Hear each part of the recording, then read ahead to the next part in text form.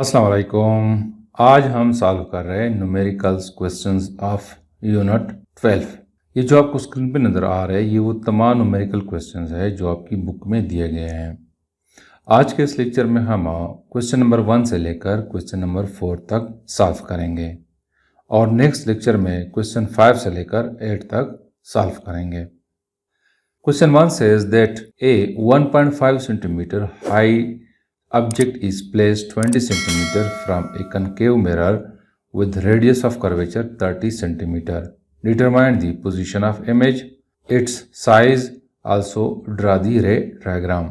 ये कहता है कि एक ऑब्जेक्ट है जैसे कि आपको यहाँ पे नज़र आ रहा है, इसकी हाइट 1.5 सेंटीमीटर है और ये इस कनकेव मिरर से 20 सेंटीमीटर के फासले पर है, यानी यहाँ से लेकर यहाँ तक डिस्टेंस 20 सेंटीमीटर है और इसका रेडियस ऑफ कर्वेचर यहाँ से लेकर यहाँ तक डिस्टेंस को रेडियस ऑफ कर्वेचर कहते हैं, ये 30 सेंटीमीटर है।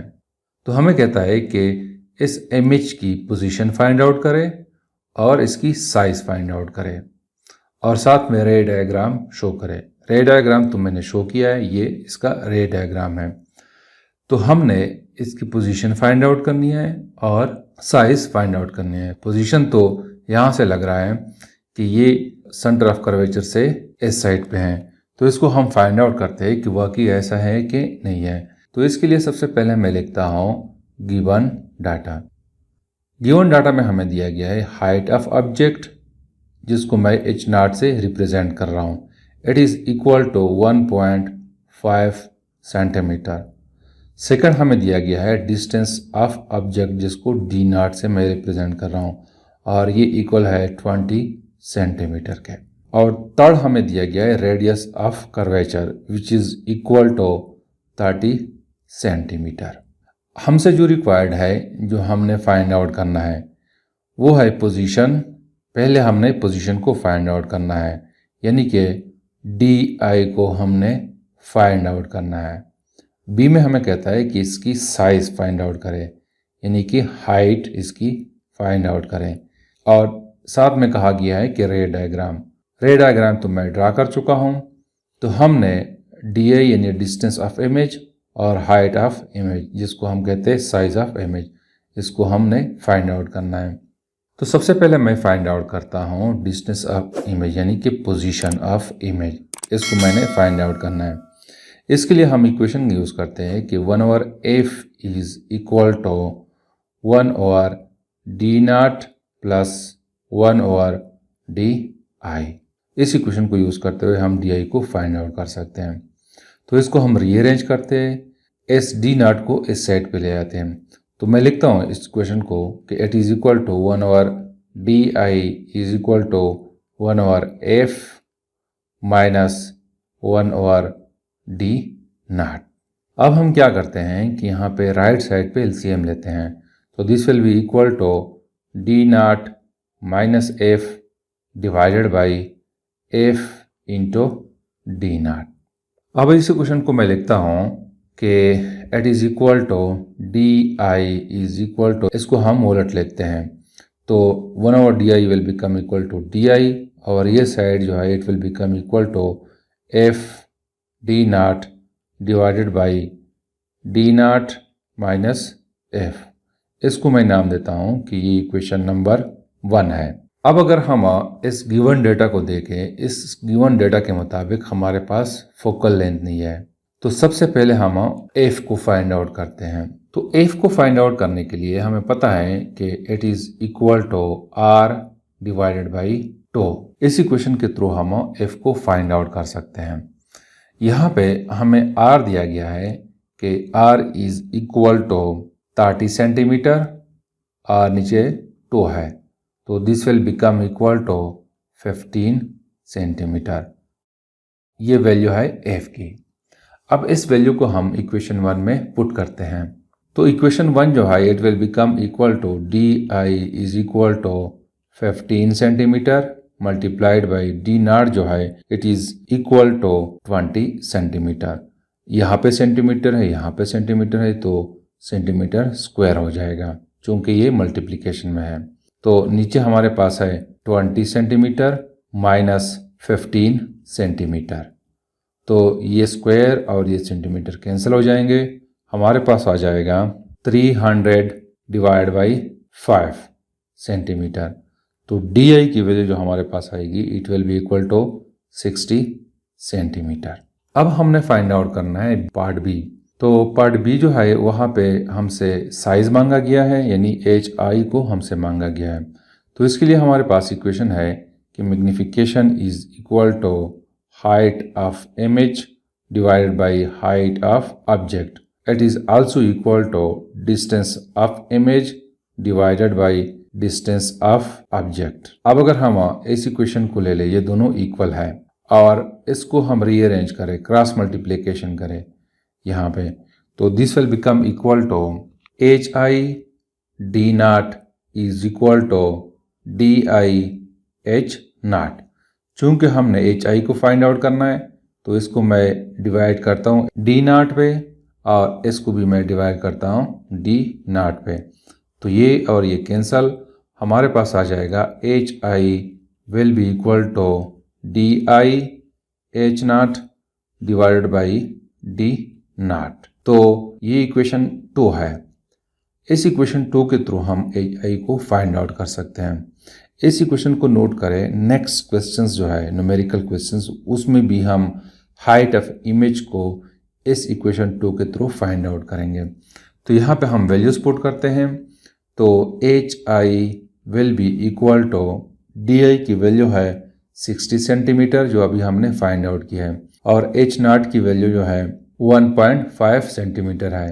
तो यहाँ पे सेंटीमीटर स्क्वायर आ जाएगा क्योंकि ये मल्टीप्लिकेशन में है, और D नॉट की वैल्यू है 20 सेंटीमीटर। तो ये सेंटीमीटर और ये स्क्वायर कैंसल, तो हमारे पास आ जाएगा 90 डिवाइडेड बाई 20, ये सेंटीमीटर हो जाएगा। तो यहाँ से हमारे पास वैल्यू आ जाएगी 4.5 सेंटीमीटर।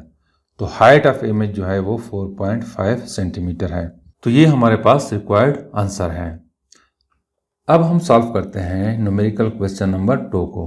इसके मुताबिक a candle of height 8 centimetre is located at A distance of 300 millimetre from a convex mirror. It's virtual image is formed behind the mirror at a distance of 3 cm from the pole. Find the focal length of the mirror and height of the image formed. ये कहता है कि एक candle है जैसे कि आपको यहाँ पे नजर आ रहा है, इसकी हाइट 8 सेंटीमीटर है और ये इस कन्वेक्स मिरर से 300 के फासले पर है।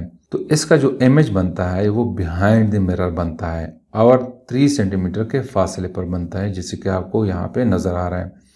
तो हमसे कहता है कि इस मिरर का फोकल लेंथ फाइंड आउट करें और हाइट ऑफ द इमेज, इस इमेज की हाइट को फाइंड आउट करें। सबसे पहले मैं लिखता हूं गिवन डाटा। गिवन डाटा में हमें दिया गया है height of object which is equal to 8 centimetre.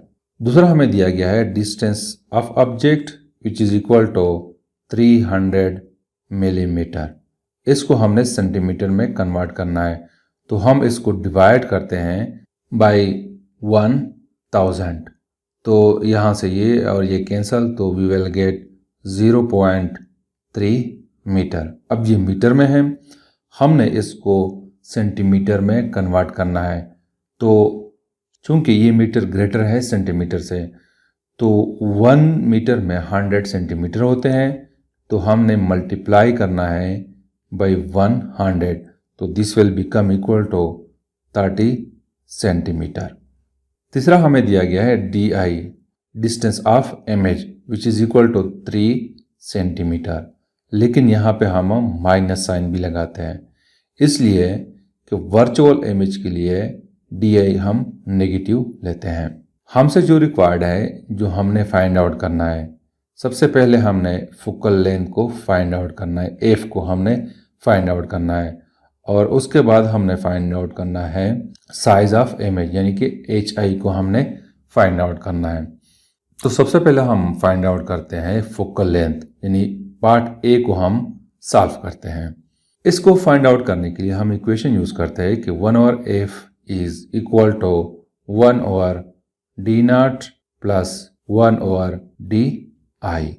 यहाँ पे हम वैल्यूज पुट करते हैं। 1/f जो है it will be equal to 1/d0 की वैल्यू 30 सेंटीमीटर है और di की वैल्यू -3 सेंटीमीटर है।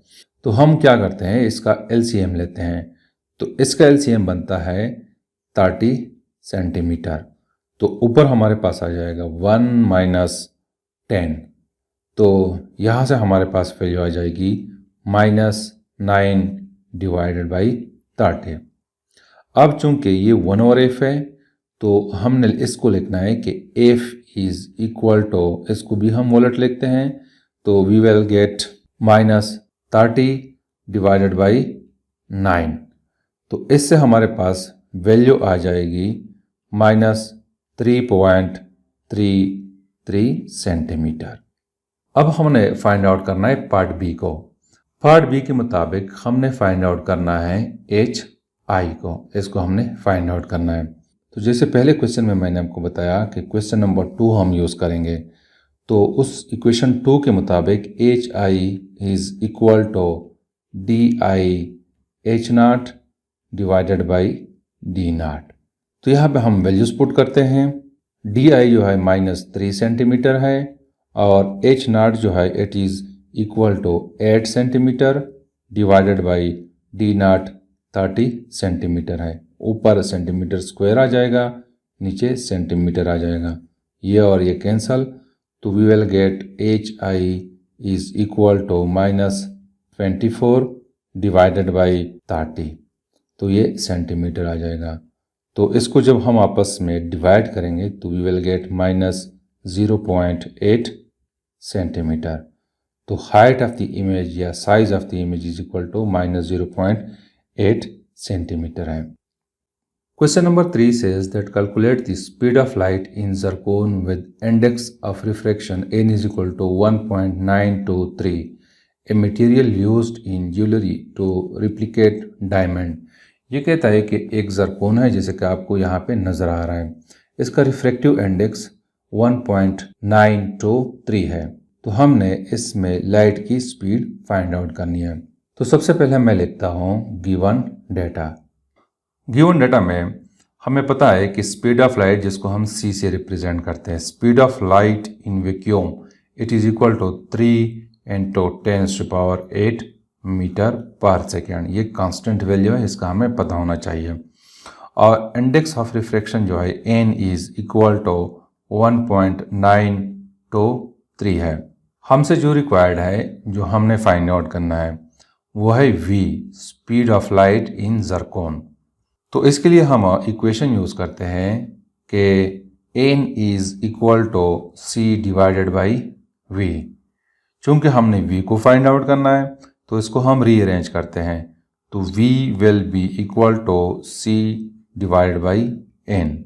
यहाँ पे हम वैल्यूज पुट करते हैं। c की वैल्यू 3 × 10⁸ मीटर पर सेकेंड है और n की वैल्यू इक्वल है 1.923। तो इसको जब हम आपस में डिवाइड करेंगे तो we will gate 1.56 × 10⁸ metre per second. तो जरकून में स्पीड ऑफ लाइट जो है वो 1.56 × 10⁸ मीटर पर सेकेंड है। Question number 4 says that a light ray strikes an air water surface at an angle of 46 degree with respect to the normal. The refractive index for water is 1.33. Find the angle of refraction when the direction of ray from air to water and from water to air. ये कहता है कि एक light है वो air और water के surface को स्ट्राइक करता है, किस एंगल के साथ? 46 डिग्री एंगल के साथ। और हमें रिफ्रैक्टिव इंडेक्स ऑफ वाटर दिया गया है कि ये इक्वल है 1.33 के। तो हमें कहता है कि angle of refraction find out करें दो केसेस में। पहला केस ये कि लाइट जो है वो मूव करता है फ्रॉम एयर टू वाटर, तो इस सिचुएशन में इस एंगल को हमने फाइंड आउट करना है। सेकंड हमें कहता है कि अगर लाइट मूव करता है फ्रॉम वाटर टू एयर तो फिर इस एंगल को हमने फाइंड आउट करना है। तो सबसे पहले मैं लिखता हूँ गिवन डाटा। गिवन डाटा में हमें दिया गया है एंगल ऑफ इंसिडेंस, जिसको मैं θ1 which is equal to incident angle θi से रिप्रेजेंट कर रहा हूँ. It is equal to 46 degree. Refractive index of air, जिसको मैं लिखता हूँ एन एंड एयर साथ में लिखता हूँ, इट इज इक्वल टू 1. और दूसरा हमें पता है कि refractive index of water it is equal to 1.33. हमसे जो रिक्वायर्ड है, जो हमने फाइंड आउट करना है, वो है एंगल ऑफ रिफ्रैक्शन, जिसको मैं θ2 से रिप्रेजेंट करता हूँ, और ये चूंकि एंगल ऑफ रिफ्रैक्शन है, इसको हमने फाइंड आउट करना है उस केस में जब light move from air to water. Second case में मैंने यही फाइंड आउट करना है θ2 को, और ये एंगल ऑफ रिफ्रैक्शन है, और ये वो केस है जब light move from water to air. तो सबसे पहले मैं फाइंड आउट करता हूँ कि when light move from air to water, तो इस एंगल को मैंने फाइंड आउट करना है. तो इसके लिए मैं इक्वेशन यूज़ करता हूँ कि n1 divided by n2 it is equal to sine θ2 divided by sine θ1. ये स्नेल्स लॉ है, इसको मैं नाम देता हूँ इक्वेशन नंबर 1. अब अगर हम देखें यहाँ पे n1 जो है it is equal to, n1 को मैं कहता हूँ कि it is equal to refractive index of air. चूंकि लाइट मूव करता है फ्रॉम एयर टू वाटर, तो n1 जो है ये रिफ्रैक्टिव इंडेक्स है एयर का, और n2 जो है वो वाटर है, तो मैं लिखता हूँ nw. और यहाँ पे θ1 θ2 है, तो θ1 जो है ये इंसिडेंट एंगल है, और θ2 जो है ये रिफ्रैक्टेड एंगल है, जिसको मैं लिखता हूँ θr. तो इसके मुताबिक ये इक्वेशन जो है it will become equal to n refractive index of air divided by refractive index of water. It is equal to sine θ2 जो है ये रिफ्रैक्टिव एंगल है, और θ1 जो है इट इज़ θ इंसिडेंट एंगल. अब हम क्या करते हैं कि क्रॉस मल्टीप्लिकेशन करते हैं. तो this equation will be equal to n air into sine θi. It will be equal to n w sine θr के बराबर है. तो इस इक्वेशन को मैं लिखता हूँ कि साइन θr जो है it will be equal to n air into sine θi divided by nw. अब हम क्या करते हैं कि यहाँ पे वैल्यूज पुट करते हैं. तो रिफ्रैक्टिव इंडेक्स ऑफ एयर जो है ये 1 है, और साइन θ इंसिडेंट एंगल इक्वल है 46 डिग्री, तो यहाँ पे मैं 46 लिखता हूँ, divided by refractive index of water जो है ये 1.33 है. तो इसको मैं लिखता हूँ कि साइन θr जो है it is equal to 1 multiplied by sine 46 degree जो है ये इक्वल है 0.72 के, तो ये डिवाइडेड हो जाएगा 1.33 पे. तो यहाँ से हमारे पास वैल्यू आ जाएगी 0.72 डिवाइडेड बाई 1.33. तो इसको मैं लिखता हूँ कि इट इज़ इक्वल टू 0.54. अब हमने फाइंड आउट करना है θr को, तो इसको मैं लिखता हूँ कि θr is equal to sine inverse 0.54. तो अगर हम 0.54 का इनवर्स ले लें तो it will be equal to 33 degree. तो फर्स्ट केस में एंगल ऑफ रिफ्रैक्शन 33 डिग्री है. अब हमने रिफ्रैक्टिव एंगल फाइंड आउट करना है in case of when light move from water to air. तो इस सिचुएशन में हमने θr को फाइंड आउट करना है. तो इसके लिए मैं वही स्नेल्स लॉ यूज करता हूँ कि n1 divided by n2 is equal to sine θ2 divided by sine θ1. इसको मैं नाम देता हूँ इक्वेशन नंबर 1. अब इसके मुताबिक n1 जो है वो वाटर है, तो मैं लिखता हूँ कि n1 is equal to n water, और n2 जो है वो एयर है, तो n2 is equal to n air. और थीटा 1 जो है, थीटा 1 वो ये है 46 डिग्री इंसिडेंट एंगल थीटा आई। और थीटा 2 जो है ये रिफ्रैक्टिव एंगल है थीटा आर, यानी ये वाला है। तो इसके मुताबिक this equation will become equal to N W divided by N air, it is equal to sine theta 2 जो है वो रिफ्रैक्टिव एंगल है और साइन थीटा 1 जो है वो इंसिडेंट एंगल है। तो यहाँ पे मैं क्रॉस मल्टीप्लिकेशन करता हूँ, तो this will be equal to N W sine theta I is equal to N air sine theta R. तो ये हो जाएगा। अब चूंकि हमने थीटा आर को फाइंड आउट करना है, तो दोनों साइड्स को हमने रिफ्रैक्टिव इंडेक्स ऑफ एयर पे डिवाइड करना है। तो इस इक्वेशन को मैं लिखता हूँ कि साइन थीटा आर जो है it is equal to N W sine theta I divided by N air के। अब हमने इसमें वैल्यूज पुट करनी है, तो साइन थीटा आर जो है it will be equal to N W 1.33 है और इंसिडेंट एंगल जो है ये 46 डिग्री है और रिफ्रैक्टिव इंडेक्स ऑफ एयर जो है ये 1 के बराबर है। तो यहाँ से हमारे पास आ जाएगा 1.33 multiplied by sine 46 degree equal है 0.72। तो यहाँ से हमारे पास आ जाएगा साइन थीटा आर जो है इट इज इक्वल टू 0.96। तो इसको मैं लिखता हूँ कि theta R is equal to sine inverse 0.96। तो साइन इनवर्स 0.96 जो है ये इक्वल है 74 डिग्री। तो ये हमारे पास सेकेंड केस में रिफ्रैक्टिव एंगल है। तो this is something about the numerical questions from 1 to 4. Thank you.